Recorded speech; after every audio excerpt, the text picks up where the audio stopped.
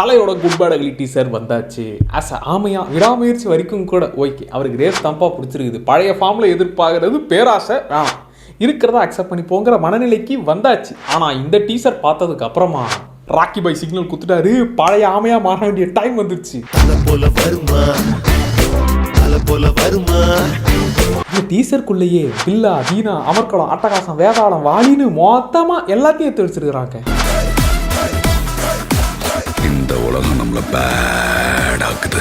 இதை டீசரா பார்த்ததை விட இதுக்குள்ள எத்தனை தியேட்டர் மூமெண்ட்ஸ் இருக்குங்கிறத தான் எண்ணிக்கிட்டு இருக்கேன். அந்த பில்லாலுக்குள்ள தியேட்டர்ல பிளாஸ்ட், அப்புறம் கெட்ட வார்த்தை சொல்லி திட்டுற இடம், அப்புறம் டார்க்ன்ற இடம் ஏகேவா மாறுற ஏரியா, ரெட்டா பார்த்தவர் ப்ரமோட் ஆகி இப்போ ரெட் டிராகனா பார்க்க வருது. இப்படி மொத்தமாவே தியேட்டர் ப்ரமோட்டா தான் இருக்குது.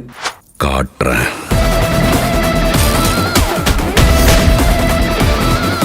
அப்புறம் கேங்ஸ்டர் காப் டெவில் டான்லியோட படம் தான் இது அப்படிங்கிற மாதிரி சொல்லிட்டு இருந்தாங்க. ஆனால் இந்த டீசர்ல முழுக்க ஏகேவை மட்டும் பார்த்ததுனால முடிவுக்கு வர முடியல. ஸோ ட்ரெய்லரா வந்ததுக்கு அப்புறம் தான் என்னன்றது தெரியும். ஆனாலும் அந்த ஓப்பனிங் ஷாட் ஜெயில் சீனு அதை தான் ஞாபகப்படுத்துச்சு. எனக்கு என்னன்னா அதே கூட எடுத்து வைங்களேன், அந்த ஊர் தலையாக தான் அவரை பார்க்குறோம் டான்லியை. ஸோ இந்த ஊர் தலைக்கு அதே கதையை எடுத்துட்டு வந்து ஏகேவோட மொத்த வெர்ஷனையும் இறக்குனீங்கன்னா தியேட்டர் ஃபயராக இருக்குமே.